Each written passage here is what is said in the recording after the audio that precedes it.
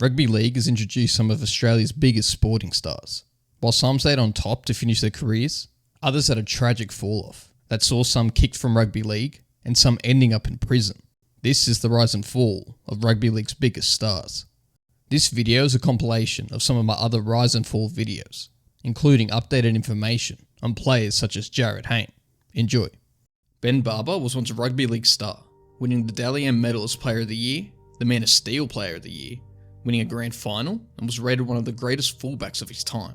He even played several times in the Indigenous All-Stars team at a representative level. While he was a great player on the field, he would find himself in some trouble off the field, leading to contracts being torn and a lifetime ban from the NRL. This is the rise and fall of Ben Barba. Benjamin Barba was born on the 13th of June 1989 in the Northern Territory at Darwin. At a young age, Barba and his family moved from Darwin to Mackay in Queensland. He would go to school at St Patrick's College and started playing junior rugby league for the North Devils. Additionally, Ben Barba also played Australian rules at both primary and secondary school level, playing as a goal-kicking forward. While playing junior footy, he was a standout player, and it didn't take long for him to be scouted by the Canterbury Bulldogs and signed to them when he was 17 years old, joining the club in 2007. Barba started playing in Jersey Flegg and stood out from the competition, scoring 130 points in 11 games. He then moved to play in the Toyota Cup, where he played most of the 2008 season. During Barba's time in the under-20s, he would play 26 games, scoring a total of 38 tries, kicking 93 goals and 2 field goals, totaling at 340 points. Clearly a standout player. The coach for the Bulldogs at the time, Steve Folks, said he was still too young and wanted to give him a couple of years before putting him into the first grade side. As the 2008 season continued, the Bulldogs were possibly going to get the wooden spoon after their poor performances, and fans were urging for Barba to have his run in first grade. In round 20, he would make his NRL debut, playing against St George Illawarra Dragons, only for them to lose 30-0. Barba played 4 games at first grade for the rest of the season, scoring his first ever try against the Cowboys. While the Bulldogs did end up getting the wooden spoon that year, Barba was named the 2008 Toyota Cup Player of the Year. In 2009, Barba started the season in the first grade squad under the new coach, Kevin Moore, playing off the bench. In round 3, it was his first game starting in the 5'8" position, and after that game, Barba got into a drunken fight with his teammates Jamal Indris and Lee Tameri at the Wentworthville pub car park. Indris punched Barba after he shoved Tameri against a wall. This incident caused Barba to be dropped into the New South Wales Cup squad, where he would continue to play until round 18, where he would be called back to the first grade team against the New Zealand Warriors. Barba would play the rest of the season in reserve grade, and starred in the Bulldogs New South Wales Cup Grand Final Premiership win, beating the Balmain Ride Eastwood Tigers 32-0, where Barba scored a hat-trick. In total, Barba played 4 games of first grade that season. Barba would start the 2010 season as a regular first grade player. In round 3 of the year, Barba would come off the interchange bench and score his first ever first grade hat-trick as the Bulldogs defeated the Sydney Roosters 60-14. Barba would consistently perform throughout the year, and at round 11, he played starting for the first time in the halfback position. While the Bulldogs had a low performing season, Barba played a total of 21 matches, scoring 15 tries, and was the Bulldogs' standout player. At the beginning of 2011, Barba made his representative debut, playing for the Indigenous All-Stars in the 2011 All-Stars match. During the season, it didn't take long until Barba transitioned into the position he's most known for, fullback. In round 6, Barba would score a hat-trick in the Bulldogs' 34-14 win over the Parramatta Eels. On July 20th, Barba had signed a contract extension at the Canterbury Bulldogs, extending his stay there until the end of the 2015 season. The Bulldogs just missed out in the top 8 in 2011, and Barba finished the season playing 24 matches and scoring 23 tries, being the season's equal top try scorer. And at the end of the year, Barba played off the bench in the Prime Minister's 13 squad to play against Papua New Guinea. Barba would start 2012 playing for the Indigenous All-Stars again, and later in the year, he was named as the 19th man for the Queensland Maroons for the second game of the Origin series, but he didn't end up playing any Origin games. In round 16 of the season, Barba set up the 2012 try of the year, picking up the ball 1 metre short of the dead ball line, then running and stepping his way down the field to kick the ball to his teammate Josh Morris to score the try. for what ended up being a 109-metre try. This same year, Ben Barba was awarded the Dally M Medal, earning himself NRL's Player of the Year. He also won the Peter Frolinger's Headline Moment of the Year, the Proven Summons Medal as Player's Choice Player of the Year, as well as being named Fullback of the Year. The Bulldogs would make the final and win the first 2 matches, and they managed to make the grand final versus the Melbourne Storm. Unfortunately, they lost the game, going down 14-4. Barba would end this spectacular season as the Bulldogs and NRL's top try scorer with 22 tries in 27 matches. Barba began the 2013 season playing the Indigenous All-Stars team again, and scored a first half hat-trick and earned the Preston Campbell medal, winning the man of the match in their 32-6 win. And just after this, at the end of February, Ben Barba would have some issues. He would be stood down from player duties at the Canterbury club because of behavioural issues causing him to breach the club's code of conduct. From some off-field issues, Barba had several personal issues to resolve before being allowed to play for the Bulldogs again. The NRL investigated Barba after his on and off girlfriend claimed he punched her in the face and sent pictures to a friend showing her bloody chin. He would eventually return to the field in round 4. Later in the year, in round 20, he suffered an ankle injury, causing him to play only 2 more games of the season. While he was out injured on the 28th of August, he would ask to be released from the Bulldogs because he wanted to play for the Brisbane Broncos to be closer to his family. The last game Barba played for the Bulldogs was in the final series, where he would be stretchered from the field in the 50th minute in the side's 22-6 loss to the Newcastle Knights. Barba would finish his last year at the Bulldogs playing 17 matches and scoring 10 tries. Barba then transferred to the Broncos for a 3-year deal starting in February 2014. Barba would have surgery on his ankle in the off-season, so he would be ready for the 2014 season with the Broncos.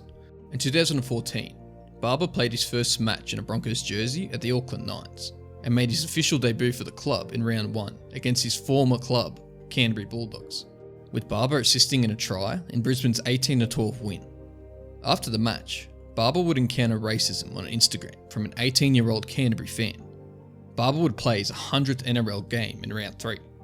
And in round 19, Barba would swap positions from fullback to 5'8", seeing success with the side's 28-22 win over the New Zealand Warriors. He would stay in this position for the rest of the season. Barba would finish the season playing 25 matches and scoring 8 tries. This would be his only year playing for the Broncos because on the 8th of November 2014, Barba was told by the Broncos' incoming coach Wayne Bennett that he would not be needed for the 2015 season, and was granted permission to search for another club to sign with. The Cronulla Sharks were front runners for the unwanted fullback and 5'8", and on the 11th of November, Barba signed a 3-year contract with the Sharks, starting in 2015. Once again, Barba would start the 2015 season playing 5'8" for the Indigenous All-Stars, and made his debut for the Sharks in round 1 as 5'8". Barba finished off the year with the club, playing in 19 matches and scoring 3 tries.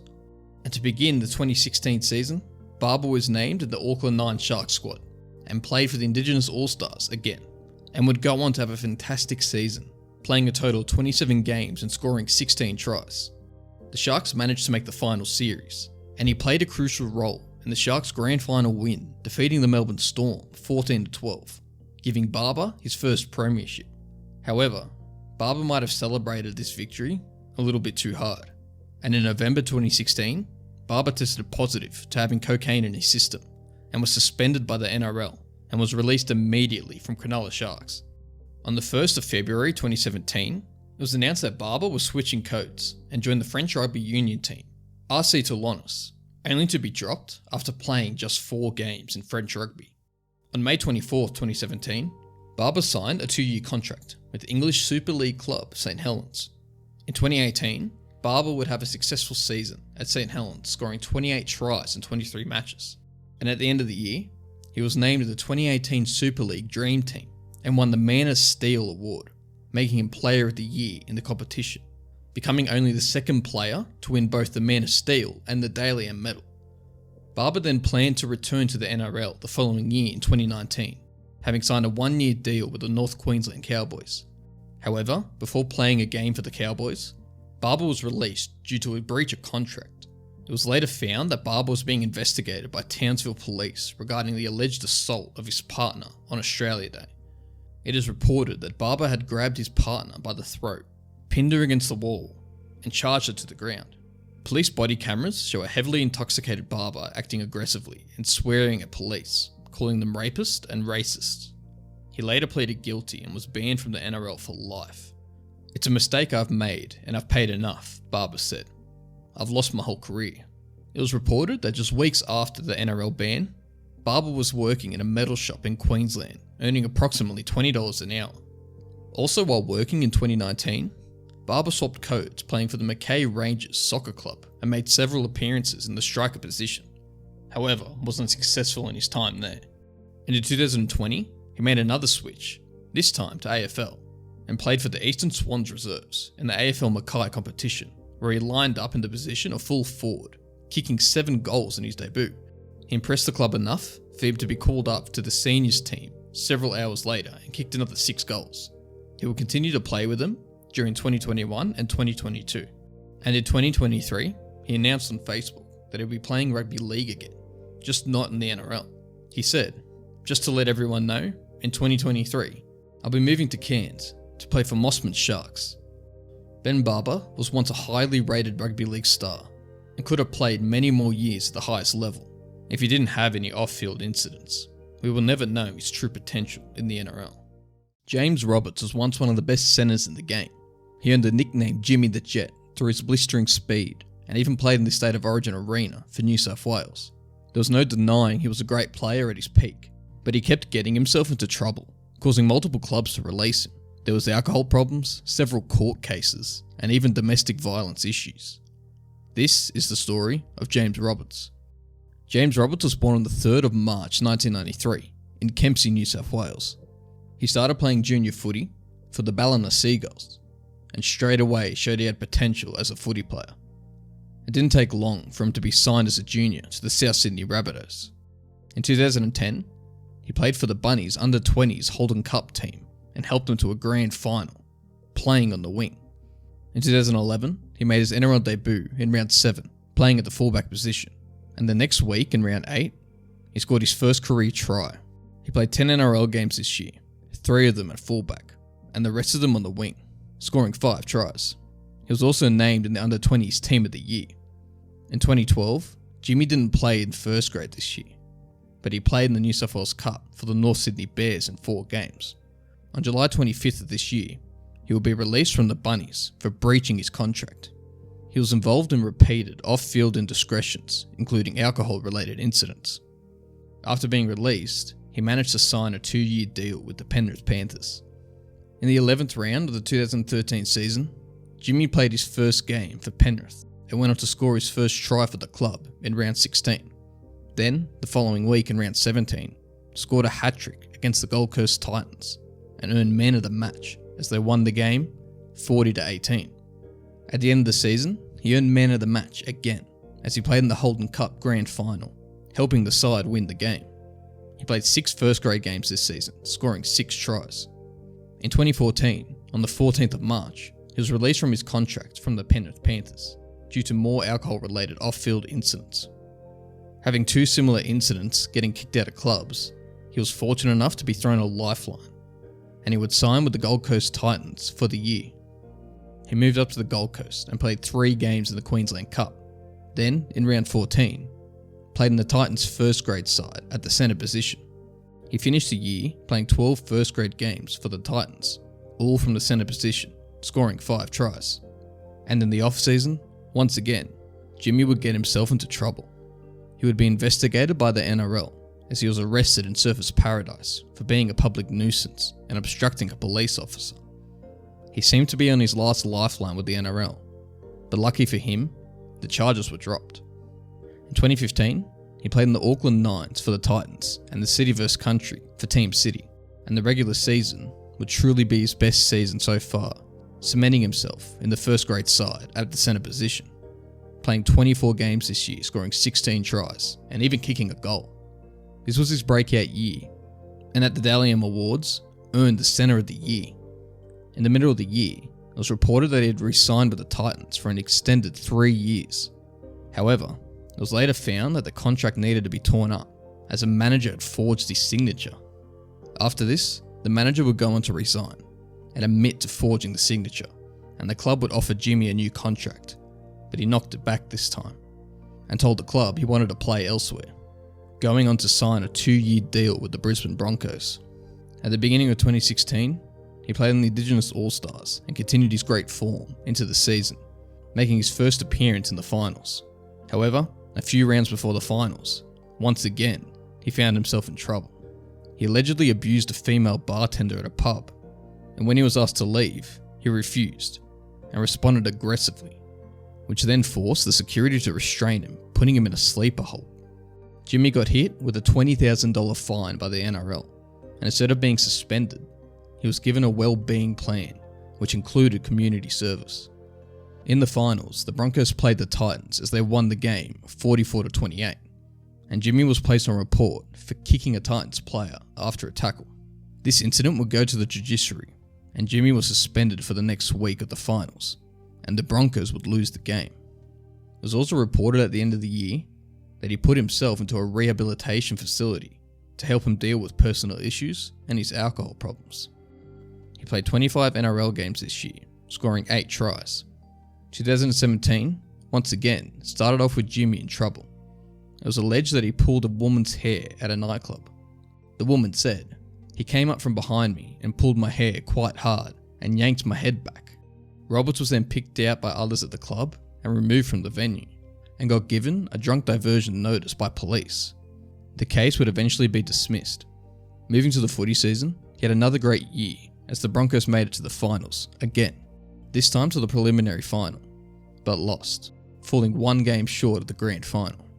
He extended his contract with the Broncos on the 27th of July to the end of the 2021 season, and in the final round of the season, he played his 100th NRL game and ended the season as the Broncos' top try scorer, scoring 18 tries in 26 games. In 2018, he had another great season and made some memorable plays in the early rounds, which resulted in him getting picked to make his debut for the Blues in the State of Origin series. He played in all 3 games as the Blues won the series. He proved to be one of the best centers in the game and played in 22 games, scoring 9 tries for the Broncos this season. In 2019, Jimmy would play in the Indigenous All-Stars team, and after playing 8 games for the Broncos, he would ask for a release from the club and move to the Bunnies, where he first started. The release was given on compassionate grounds. Roberts had 2 children and wanted to be closer to his family.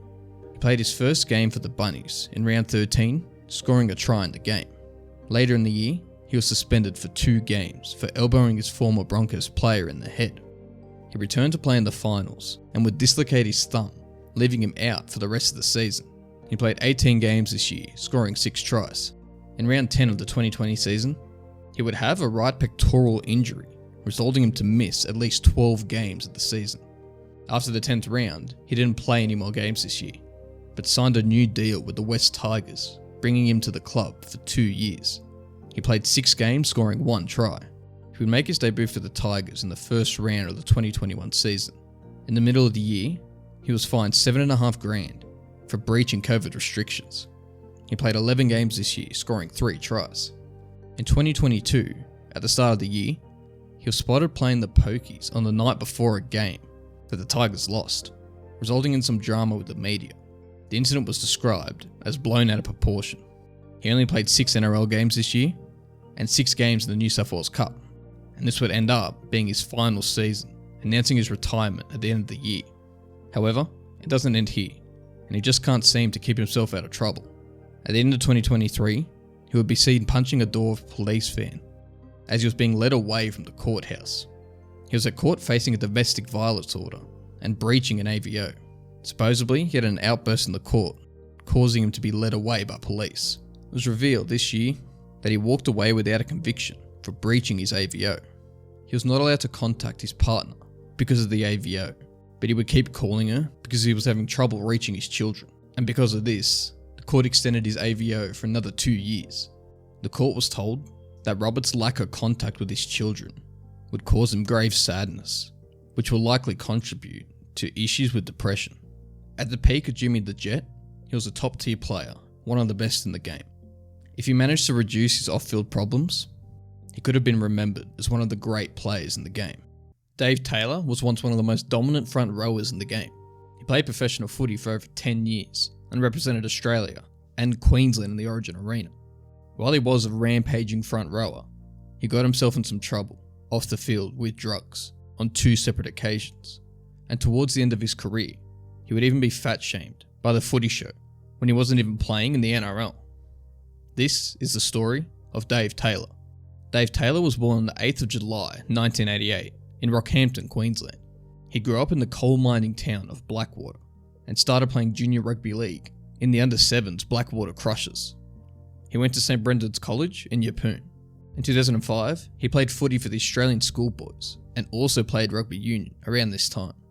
In 2006, Taylor signed with the Brisbane Broncos and made his NRL debut for them in round 14 of the season, playing off the bench.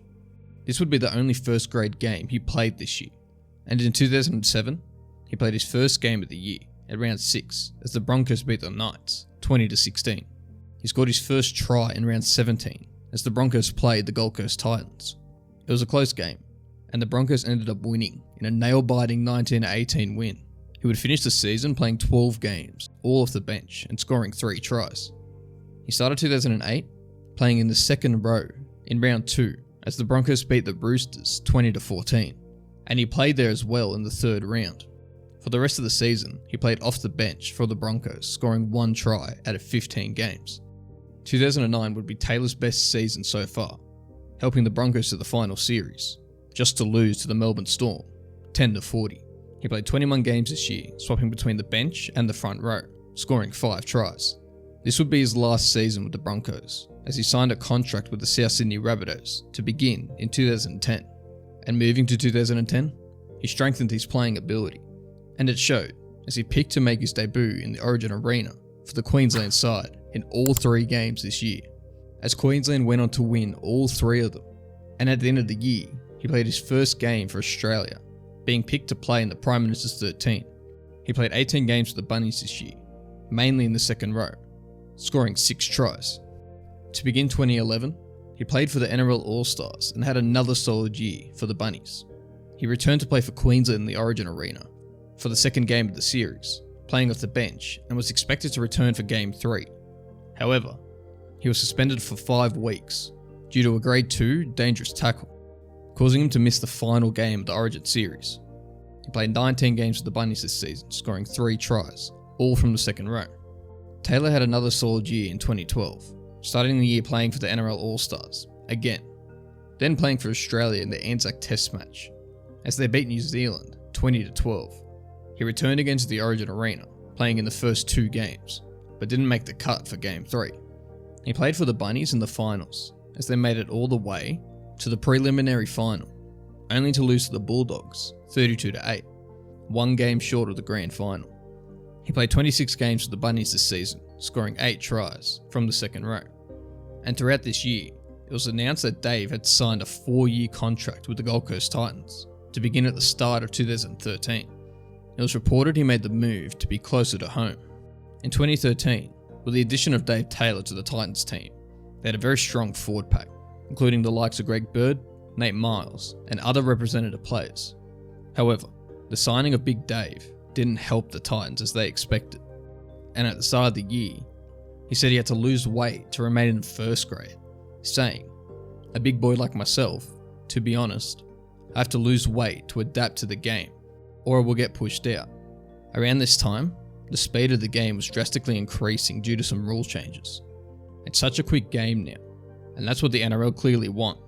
They listen to their fans, and that's what the fans are asking for. He played 20 games for the Titans this year, swapping between the bench and the second row, scoring 3 tries. In 2014, Dave had a better year and was even picked back up to play for Queensland in the Origin arena, playing in the second and third games of the series. In round 11, he would even score a first half hat-trick, playing against the New Zealand Warriors, and later in the season, played in the centre position. He played 19 games this year, scoring 7 tries. He would start the 2015 year in some trouble and under the spotlight. He was one of 5 players from the Titans being charged with either cocaine possession or supply. He was originally dropped from the Titans' first grade side, but then was called back into the team for the 3rd round of the season.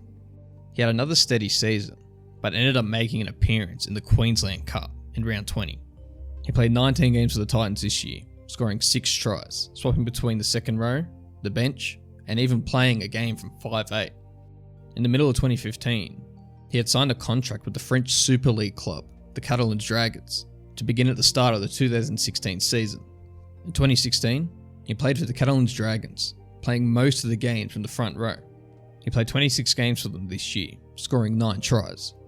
In October of this year, Taylor would receive an offer to come back to Australia to play footy. He received an offer for a train and trial contract with the Canberra Raiders, and trained with the team in the 2017 pre-season. He was then offered a contract by coach Ricky Stewart for the 2017 season, and first played for Canberra in round 3 as they beat the West Tigers 46-6. He spent the year swapping between the Canberra first grade side and playing in the New South Wales Cup. He played 11 games in the NRL this year, off the bench. In August of this year, Dave received charges over cocaine possession, and towards the end of the year, received a $1,000 fine after he pleaded guilty to the incident. In 2018, Taylor was set to play in the Kingston Press Championship for the Toronto Wolfpack, but ended up parting ways with the club before he even played a game with them. It was a mutually agreed parting between both Dave and the Toronto Wolfpack after a pre-season training camp in Portugal. It was later found out that a few players missed curfew multiple times throughout the trip. Dave would be thrown a lifeline for the 2018 season, as it was announced he signed a 2-year deal to play with the Queensland Cup team, the Central Queensland Capras. This was described as a way for him to get his footy career back on track. Taylor said a few NRL sides had shown interest in signing him, but he wanted to be closer to home, so he signed with the Capras. The club also said they were prepared to release Dave from his contract if there was an opportunity for him to sign with a club from the NRL. In August 2018, he was involved in some controversy again. However, this time he had done nothing wrong. Television presenter Aaron Molan was torched by the NRL fans and the media for fat-shaming Taylor in the middle of a segment of the Sunday Footy Show. Molan would take to Twitter to apologise for his statements, saying, "I'm absolutely appalled by this. Unreservedly apologise on behalf of the show to Dave Taylor. The panel were expecting the vision to show a gun try or a big hit as our gutsy play. There was no malice or intent to offend, but that doesn't matter. We are sorry. We played 20 games in the Queensland Cup this year, scoring 2 tries. And in 2019, he only played 2 games in round 1 and round 2 of the season, and would later announce his retirement from rugby league. Dave Taylor played 207 first grade games across the NRL and the Super League. He was once a dominant forward, but couldn't maintain his high level playing ability." Blake Ferguson was once one of the biggest names in rugby league, representing the Indigenous All-Stars, the New South Wales Blues, and even Australia. While he had a great run playing at the highest level of rugby league, he had his off-field problems, leading to torn contracts and prison time. This is the rise and fall of Blake Ferguson. Blake Ferguson was born on the 20th of March 1990 in Wellington, New South Wales. He began his junior rugby league career playing for the Earlwood Saints and the Wellington Cowboys Youth Academy. It wasn't long until his talent was spotted and managed to get picked up by the Cronulla Sharks and made his NRL debut on the 14th of March 2009 in round 1, beating the Penrith Panthers 18-10. Ferguson didn't just ease his way into first grade, he played a total of 20 games in his first year in the NRL, scoring 9 tries, making him the Sharks' top try scorer, and was the runner-up Rookie of the Year, only just being beaten by Jamal Idris. In 2010, Ferguson would start the year off playing in the Indigenous All-Stars. He continued the year with the Sharks as a regular first-grade player and played a total of 22 games, scoring a total of 7 tries. At the end of the year, he played for Australia in the Prime Minister's 13. The following year, in 2011, Ferguson would leave the Sharks and sign a 2-year deal with the Canberra Raiders. The first year he played for the Raiders, he only missed 1 game, playing 25 games, scoring 13 tries and kicking 4 goals in the 2011 season. He also played in the Prime Minister's 13 again at the end of the year. He would continue with his quality form into the 2012 season and played a role in taking the Canberra Raiders into the final series, while the Raiders beat his former club 34-16. They ended up losing the following week, 16-38, against the South Sydney Rabbitohs. In total, Ferguson played 25 games, scoring 13 tries for the Raiders, He also played in the City First country in the middle of the year, where he scored 2 tries. The 2013 year started with him in the Indigenous All-Stars team, again, and continued with his time at the Canberra Raiders. He started the season out strong, so strong in fact, on June 5th, he would be called up to make his State of Origin debut, playing on the wing in the Blues' 14-6 win over Queensland. A few weeks later, the start of Ferguson's troubles would begin, and on the 17th of June, Ferguson was apprehended and charged by police for an alleged indecent assault at the Sutherland Shire nightclub during a night out with former Raiders teammate Josh Dugan. After this, he would only play one more game for the Canberra Raiders, and on the 6th of September, he was sacked by the club. On the 11th of December 2013, Ferguson was found guilty of indecent assault. Ferguson had pleaded not guilty, arguing that he had mistaken the woman for another blonde woman he had met earlier that evening at a different venue. But Ferguson was found guilty, placed on a good behaviour bond, and ordered to stay away from nightclubs and alcohol. Ferguson would end the season playing a total of 11 games, scoring 10 tries and kicking 10 goals. At the end of the year, Ferguson wasn't sure if he would have a contract for the 2014 season, so he briefly swapped sports to boxing. Following the steps in his cousin, Anthony Mundine, he would go up against Luke Kelly. Kelly would win the fight in a unanimous decision, winning all but the first round. In 2014, Ferguson signed with the Sydney Roosters. However, because of his assault charge from the year before, he was not allowed to join the club for the remainder of the 2014 season. In 2015, he had a solid first year at the Roosters, playing a total of 19 games, scoring 10 tries, and made it all the way to the preliminary finals, where the Roosters season would end, losing to the Broncos 31-12. Following the departure of Roosters teammate Roger Tuivasa-Sheck, Ferguson moved from the centre position to fullback at the start of the 2016 season. He played there for round 1 of the regular season, only to be returned to the centres for most of the season, only to move back to fullback for 7 games later in the year. Ferguson had a fantastic season, where he played in all 3 State of Origin matches. He also played for Australia in the Prime Minister's 13, the Anzac Test match, the Four Nations 2016, and played in 22 games for the Roosters. Across the entire year, Ferguson scored 19 tries and kicked 2 goals. Ferguson started the 2017 season playing in the Indigenous All-Stars and had another solid year, playing in all the State of Origin series and the Anzac Test match again. The Roosters made the finals again, where Ferguson all 9 minutes. After this, in the preliminary final, the Roosters would end up losing to the North Queensland Cowboys 29-16. Ferguson played a total of 22 games for the Roosters, scoring 12 tries.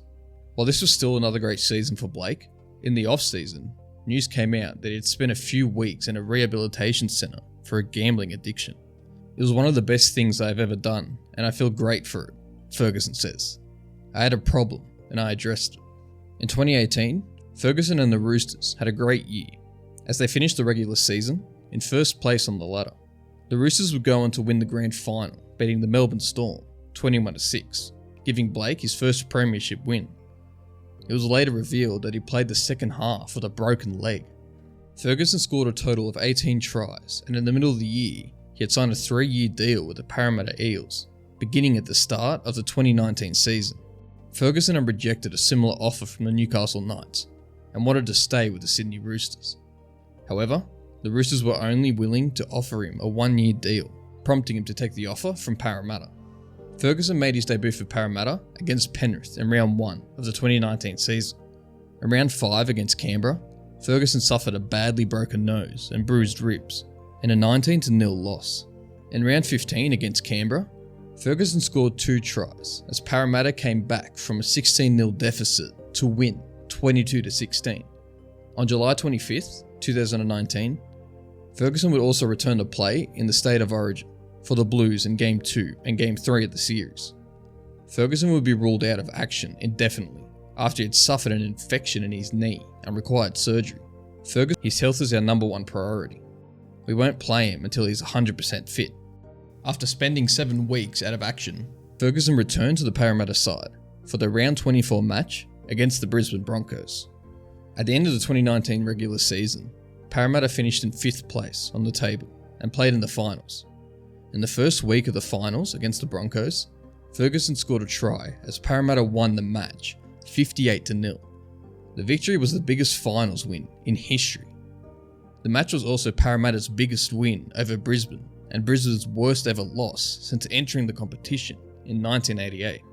The Eels would go on to lose the next match against the Melbourne Storm, 32-0.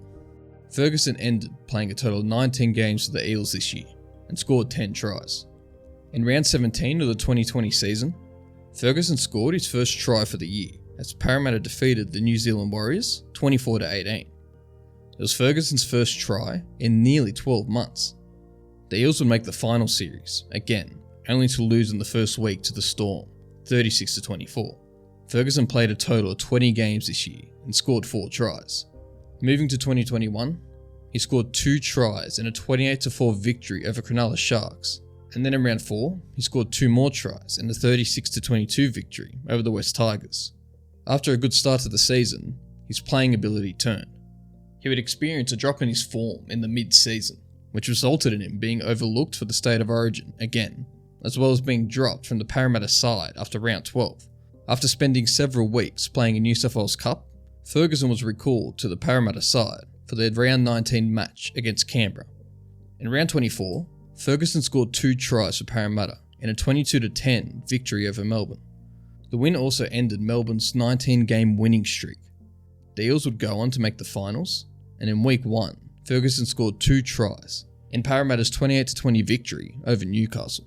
Ferguson's final game for Parramatta came the following week as the club lost to Penrith 8-6.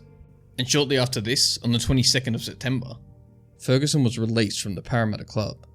Ferguson was set to play for the NEC Green Rockets, a Japanese rugby union team, but on the 30th of December was arrested for assault and being in possession of cocaine in Tokyo. Ferguson would spend 29 nights in a Tokyo jail cell and have his contract with the Green Rockets torn up. On the 29th of April 2022, it was announced by the English team, Lee, that Ferguson would play in the RFL on a 1-year deal until the end of the season. The RFL is a second division competition, playing under the Super League. On the 23rd of May 2022, Ferguson made his club debut and scored 4 tries as they defeated Workington Town 58-6. Ferguson would go on to help the club win the grand final and get promoted back into the Super League. Blake played 17 games for Lee, scoring 21 tries and kicking 1 goal. Ferguson was set to see out his new contract with Lee until the end of the 2024 season, but asked for a release from the club on compassionate grounds. There has been health issues in the family, and Blake feels he wants to be there. So, we have released him on compassionate grounds. He really wanted to be with his family. While back in Australia on the 3rd of October, he signed to a semi-professional footy team, the Kurri Kurri Bulldogs, for a 1-year contract to start in the 2024 season. However, on the 26th of April 2024, it was reported that his contract had been terminated after just 1 game. It was reported that a number of off-field allegations involving Ferguson was the reason for his termination from the club. The general manager of the Newcastle Rugby League competition said, "Blake was signed by Kurri, but the club has released him from his obligations. His contract has been terminated by mutual agreement. That is all that we or the club will say. Neither party will make any further comment." There is no doubt that Blake Ferguson was a high-level rugby league player for many years. While he was a great player, it gets you thinking, if he didn't have any off-field incidents, how long could he have played at the highest rugby level? Additionally, I hope he's doing well mentally. It was revealed he spent additional time in a rehab centre after his time in prison. He would open up at a hospital about his demons, placing heavy focus on early childhood drama. When he was younger, he was taken into custody from the Docs Department after his mother was ruled unfit as a parent. Ferguson said his childhood was littered with traumatic experiences, and he had to go back and remember some uncomfortable things. Todd Carney could be considered as one of the most controversial figures to ever play rugby league. While he was a great player, playing in first grade for over 10 years and playing for the New South Wales Blues, his off-field incidents, including alcohol abuse, countless court cases, and the infamous bubbler photo, would overshadow his playing ability and ultimately lead him to getting kicked out of the NRL. This is the rise and fall of Todd Carney. Todd Carney was born on the 2nd of June 1986 in Goulburn, New South Wales. Carney would start his junior rugby league career playing for Goulburn Stockman, only to be recruited at just the age of 12 by the Canberra Raiders Junior Academy. Carney was a young talent, and he was quickly shown the first grade field, making his NRL debut on the 19th of June 2004 at just 17 years old. He played off the bench in the 4 games that he played in his first year. While he only played in 4 games, it was still enough to earn him the Canberra Raiders Rookie of the Year. In 2005, he played his way into the halfback role for the 11 games that he played that year, scoring 1 try in the process. Then, in 2006, it would be Carney's breakthrough year, where he would cement his place in the first grade side. He played the year swapping between halfback, 5'8", and playing from the bench. This year would also be his first taste of finals footy, where the Canberra Raiders would make the first round of the finals, only to lose to the Bulldogs, 30-12. Carney finished the season as the Raiders' equal top try scorer and playing a total of 22 games, scoring 12 tries, kicking 4 goals and 3 field goals. 2 of the field goals he kicked were to win the game, beating the West Tigers 19-18 and the North Queensland Cowboys 15-14. The end of 2006 would be the first of Carney's off-field incidents. He would be charged with drink driving and reckless driving, and after legal proceedings, he would be suspended from driving for 5 years. In 2007, he would continue his good form and played mainly at the 5'8" position. He was even being considered for selection for the New South Wales Blues, but those considerations were quickly taken away as Carney was involved in another driving-related incident. On the 18th of May, while he still had his licence suspended, Carney drove a ute belonging to teammate Steve Irwin. They got into a police chase. Carney refused to stop and lead the police in a high-speed chase through the back streets of Canberra. After turning into a dead-end street, Carney got out and started to run, leaving Irwin in the passenger seat. Irwin told police that Carney was the driver. Police went to Carney's home address, but he wasn't there. The next morning, Carney turned himself into the police. On the 12th of June 2007, Carney pleaded guilty to the charges of failing to stop when directed by police, negligent driving, and driving while disqualified. He would be spared jail time, but would receive a 12-month good behaviour bond, and was banned from driving until 2012. He also received 200 hours of community service. During the 2007 season, Carney played 17 games, kicking 19 goals, 1 field goal, and was the Canberra Raiders' top try scorer, scoring 12 tries. In the 2008 pre-season, Carney would re-sign with the Canberra Raiders until 2010, with an option for a further 2 years. Then, Carney was faced with terrible news: the death of his father, who died at the age of 57. Carney would later say, "Dementia is a horrible disease, and I feel for all families affected by it, like mine was. He was my coach and mentor from the age of 6 to 16. and made me the player I was by pushing me to my limits. Seeing him deteriorate from a healthy, happy man into a shell of a person broke all of our hearts. This would lead Carney down a bad path. Off-field incidents would continue to affect Carney's footy career, and on the 20th of July, it was alleged that he had urinated on a man in a nightclub in Canberra. The man had to undertake counselling to overcome the trauma of the incident. Carney was suspended from playing in any league matches and training while the incident was investigated. The incident would lead to the club giving Carney a 5-step plan if he wanted to continue playing. Carney would have to stand down from training and matches for the rest of the season, go on an alcohol ban until the end of 2012, undergo counselling, complete a community service program, and pay a $20,000 fine. If Carney did not accept the plan, the NRL threatened to deregister his contract for 2 years. Carney asked for the plan to be altered, where he could avoid points 1 and 2. This was not acceptable to the club's board, and on the 7th of August 2008, the Canberra club sacked Carney and terminated his $400,000 a year contract. Carney then was deregistered by the NRL, and he would not be eligible to play in the competition until 2010. In February 2009, Carney was involved in a vandalism incident in Goulburn. He jumped on a car bonnet and damaged the entrance to a store. He would receive a 12-month suspended jail sentence, and he was also ordered to undertake alcohol counselling. In May, Carney was involved in another incident. He was assaulted by 4 men in Atherton around 3 a.m, with one of those men former Cowboys and Broncos player Nick Sliney. Carney's agent said he was at a 21st. Some bloke on the drinks provoked him. He walked away from it, didn't want a bar of it. They followed him down the road and bashed him. At the end of the year, Carney reportedly injured a man by setting his pants on fire in an incident on New Year's Eve. The man suffered burns to his arse, scrotum, and upper thighs after allegedly having his pants set on fire while he was on holiday in Queensland. The police did not investigate the incident because the man made no formal complaint. After the lengthy ban from the NRL, Carney would join the Sydney Roosters in the 2010 season. The Roosters coach at the time, Brian Smith, moved Carney to fullback, and after the Roosters won the first round of the year, beating the Bunnies 36-10, he would stay at fullback for the next 8 rounds, and then would swap back between halfback and 5'8" for the rest of the season, where the Roosters would make it all the way to the grand final, only to fall short, losing to the St George Illawarra Dragons 32-8. Todd Carney had a fantastic first season back, playing in a total of 28 games, scoring 16 tries, and kicking 95 goals.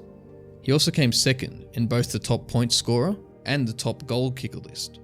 He was also awarded the Dally M Medal as Player of the Year, and won the Dally M 5'8" of the Year, and the Proven Summons Medal as the People's Choice Award. Additionally, he received the Rugby League's International Federation's International Player of the Year Award, truly Carney's best season. Moving to 2011, after having such a great season, the year didn't start out too well. It was reported that Carney was involved in a few alcohol-related incidents. Because of this, the NRL management stood Carney down from the Sydney Roosters and was required to receive treatment for his issues. Carney would return to the NRL in round 10 against the Cronulla Sharks. In early August, Carney was with his teammates Nate Miles and Frank Paul Nuwasala. They broke a team agreement to not touch alcohol for 2 weeks, and on the 8th of September, the Roosters announced that they would release Carney from the final year of his contract. Carney was denied a visa to gain access into the United Kingdom due to his criminal convictions. Carney was reportedly considering a contract with French-based Super League team, the Catalans Dragons. In 2011, Carney played 16 games, scoring 6 tries, and on the 26th of October, it was announced that Carney had agreed to a 2-year contract with the Cronulla Sharks. The 2012 season was another good one for Carney. As his first year as a Shark, he helped them to the finals and played in all 3 State of Origin matches. The Sharks would lose the first round of the finals, 16-34, to the Canberra Raiders. He played in 21 games, scoring 4 tries, kicking 71 goals and 3 field goals. The 2013 season was similar to the 2012 one, where the Sharks would make it to the finals, but would lose the first week. Carney played in 21 games, scoring 2 tries, kicking 45 goals and 1 field goal. He would also earn the Dally M 5'8" of the Year for the second time. On the 29th of June 2014, after Carney played 9 games in the season, Carney was sacked by the Sharks due to a photograph leaking on social media with Carney pissing into his own mouth. The photo is infamously known as the bubbler. Carney didn't believe he would get sacked from the incident, but apparently it was on his last warning for behavioural issues. The NRL's Chief Operating Officer, Jim Doyle, said, "I would be surprised if any club would show interest in signing him. Considering his history, and even if they did, it was unlikely the NRL would agree to register him." On the 18th of January 2019, Carney would talk on the Bloke in a Bar podcast about the incident. Carney said that the bubbler had been performed by another teammate, Bryce Gibbs. Carney said the bubbler became part of celebrations after a win. Carney said the former Cronulla boss, Steve Noyce, was one of the club's officials to see Gibbs do the bubbler. Carney said that it only became a problem to Noyce because the photo was in a public space and got released to the public. In 2015, Carney moved to France as he signed with the Super League club, the Catalans Dragons. He would play in the 5'8" position in the 2015 and 2016 season, playing a total of 33 games, scoring 9 tries across both years.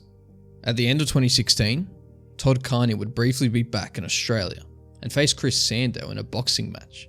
All proceedings from the fight would go to local Sydney charities, and the fight ended in a draw. In 2017, Carney played for the Salford Red Devils in England, playing in 16 games across the year.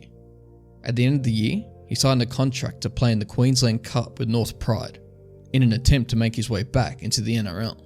He played 7 games for North Pride at the start of the 2018 season, and was reportedly training with the Northern Queensland Cowboys throughout this time, but was not yet cleared to play in the NRL. In the middle of May, he signed a deal with the North Sydney Bears. However, on the 1st of July, Carney's move to the Bears was blocked after Carney refused to pay the Northern Pride a $15,000 release fee. Northern Pride asked if North Sydney Bears would pay the fee, but they refused.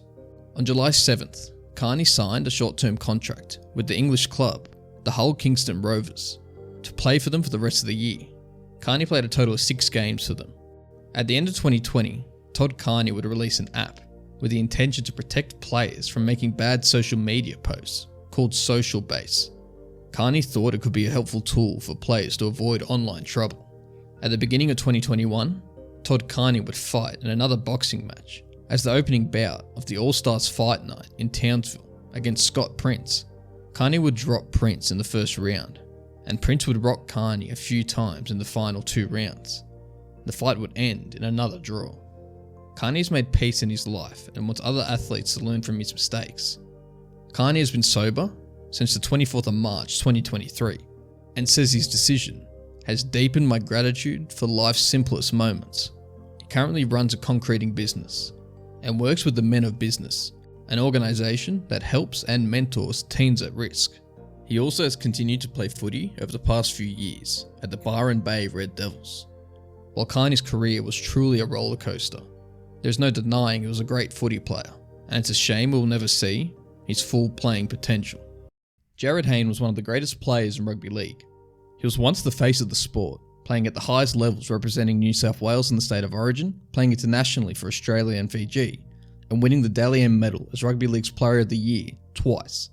He even took a shot in the big leagues in the NFL, playing for the 49ers in the 2015 season.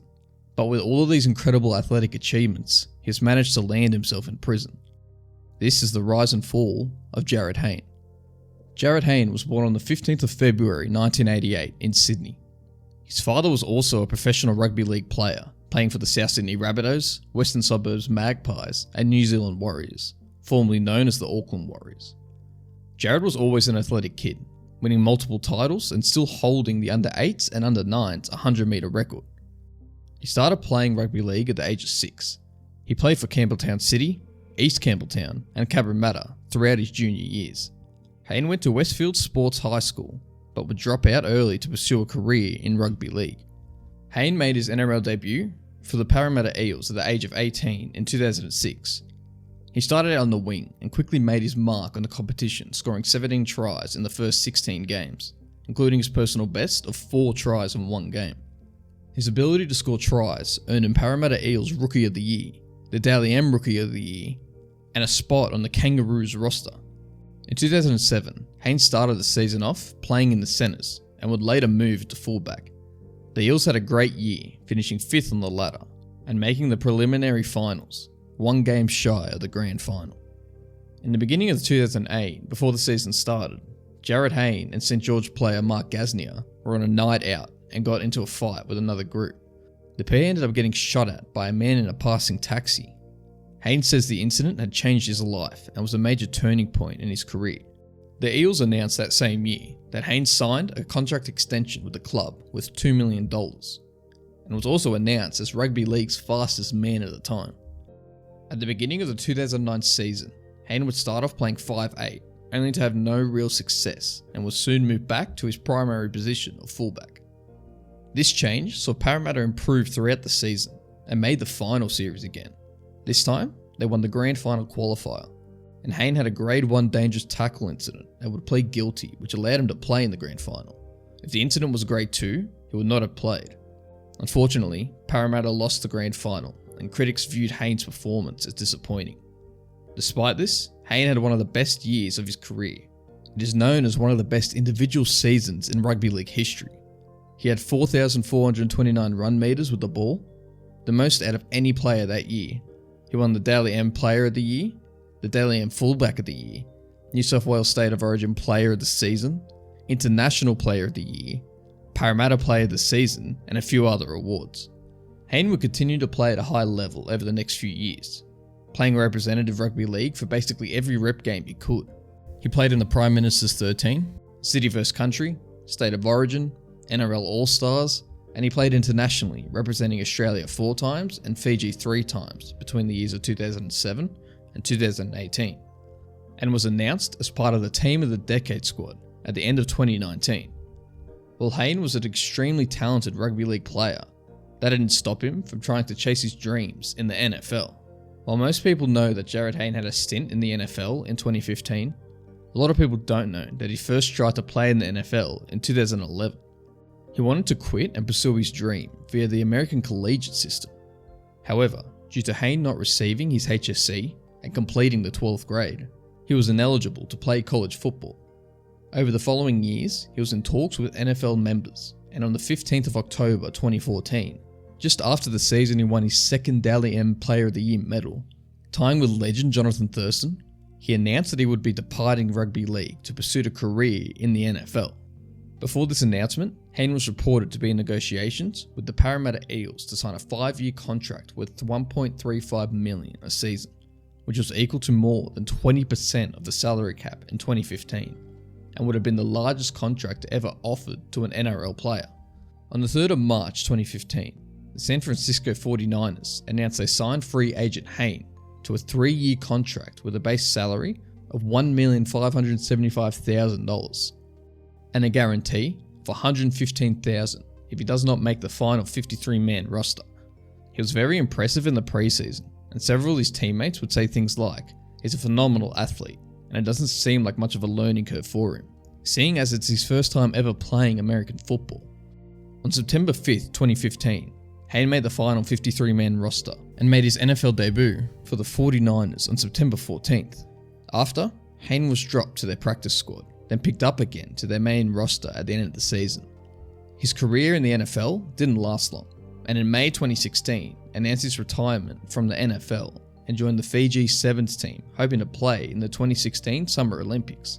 Many people thought this is the main reason why he left the NFL, but on the Locker Room podcast, he would talk about game time being an issue, saying, I need to be getting game time, and you just can't get that over there, because of the way it works. If there was a second division team where I could get those mental reps of being on the field, 100% I'd go back to the NFL. I'm at the end of my career where I really just have to get on the field. I just want to be on the field. I played 8 games in 2 years. Hayne would return to rugby league towards the end of the 2016 season, playing for the Gold Coast Titans until the end of 2017, and finishing his rugby league career playing for the Parramatta Eels in 2018. While Hayne was a high caliber athlete, he was a man in the middle of controversy, and in 2015, Hayne was accused of sexual assault by a woman. The woman had claimed that she was a virgin and was heavily intoxicated when she met Hayne at a bar while he was playing for the San Francisco 49ers. Allegedly, they both went back to her apartment where he sexually assaulted her. There was police investigations in the incident, but no charges were made. In December 2017, the woman would file a civil lawsuit against Hayne, and in August 2019, Hayne settled the lawsuit, paying roughly $100,000 to the alleged rape victim. Then, on November 19, 2018, Hayne was charged with aggravated sexual assault and inflicting actual bodily harm from an incident that took place in Newcastle on the 30th September 2018. Hayne would plead not guilty to any rape charges in relation to the incident.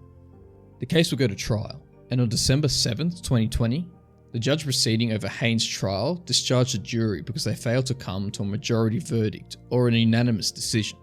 The case was set to retrial on March 22, 2021, where Hayne was found guilty of 2 counts of sexual intercourse without consent, but was not guilty of recklessly inflicting actual bodily harm. Hayne was sentenced to a maximum of 5 years 9 months in prison. However, in February 2022, the Court of the Criminal Appeal quashed Hayne's conviction and ordered a fresh trial. And in April 2023, Hayne was convicted of rape and was sentenced on the 12th of May 2023. His charges consisted of 2 counts of sexual intercourse without consent, aggravated sexual intercourse without consent, and recklessly inflicting actual bodily harm. Almost a year after he was found guilty, he faced court via a video link from jail, and his lawyers appealed the decision. Their argument is the victim deleted crucial messages, and the timeline of the events didn't add up. And just a few months ago, Jarryd Hayne was released from prison and has now been called in to help coach and mentor the Fiji Rugby League team during the Pacific Championship. Jarryd Hayne was an exceptional athlete, winning countless awards and was once regarded the best rugby league player.